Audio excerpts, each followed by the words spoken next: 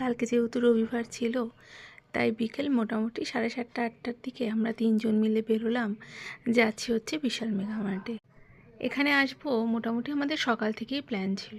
সেই বুঝে তাড়াতাড়ি যতটুকুনি কাজ ছিল চটপট করে করে তারপর বেরিয়ে গেলাম। আমি যখনই বিশাল মেগা মার্টে যাই, সেই যে বর্ধমান রোডে একটা বিশাল মেগা মার্ট আছে, সেখানেই আমি যাই। সেটা খুব একটা বড় না, আবার খুব একটা ছোট বললেও হয় না। কিন্তু এই বিশাল মেগা মার্টটাতে আমি প্রথম আসলাম। এসে আমার চক্ষু চড়ক গাছ হয়ে গেছে। এত জামা কাপড়, এত কোয়ালিটি, মানে ভাবার মতো। আমি কিছু কিনবো না বলে একটা টাকাও নিয়ে আসিনি, কারণ এই বিশাল মেগামার্টে আসলে জামা কাপড়ের থেকেও বেশি আমাকে টানে হলো সেই ঘর সাজানোর জিনিস, বা ধরে নাও রান্নাঘরের জিনিসপত্র আমাকে ভীষণ আকর্ষণ করে। আর আমি জানি আমি যদি টাকা নিয়ে আসি, তাহলে আমি কারোর কাছ থেকে কিছু না শুনে টুকটুক করে শপিং করতে থাকবো। আমার কর্তামশাই কিন্তু একদম শপিং করতে পছন্দ করে না, একদমই না।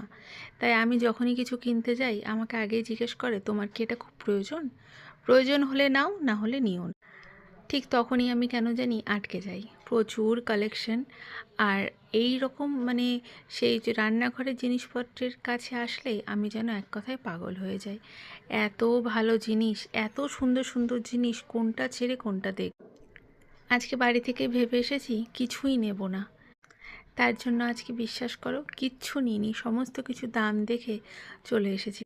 এই বিশাল মেগামার্টে যাওয়ার আসল কারণ হলো আমার কর্তামশাইয়ের বন্ধু, সেই নেবে জামা কাপড় আর কিছু শীতের টুকটাক মার্কেটিং করবে, তার জন্যেই আরও আসা।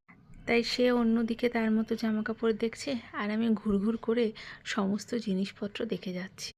8টার সময় বিশাল মেগামার্টে ঢুকেছিলাম। যখন এখান থেকে বেরোলাম তখন বাজে রাত 10:15। মোটামুটি সমস্ত কিছু বন্ধের দিক। এই বিশাল মেগামার্ট বা রিলায়েন্স মার্ট, এই সব জায়গায় গেলে কিন্তু সময়ের কোনো জ্ঞানই থাকে না। কিভাবে যে সময় চলে যায় বোঝাই যায় না। 3 ঘন্টা ধরে মার্কেটিং করে মোটামুটি 5-6টা জামা কাপড় কিনেছি। আমি শুধুমাত্র দুটো সেই বাড়িতে পরার যে প্যান্ট হয় সেটাই কিনেছি।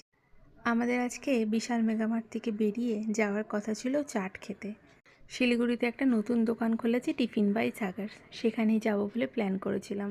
রাত 10:30টার সময় বেরিয়ে তখন আর যাইনি। সবারই মোটামুটি হালকা পাতলা খিদে পেয়েছিল, তাই আমরা এসেছিলাম কাঞ্চনজঙ্ঘা স্টেডিয়ামের ওখানে চপ খেতে।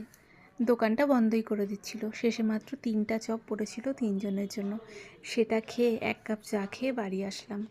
আর আমি যে দুটো প্যান্ট কিনেছি সে দুটো হলো এটা। ভীষণ সুন্দর হয়েছে প্যান্টগুলো, জানো।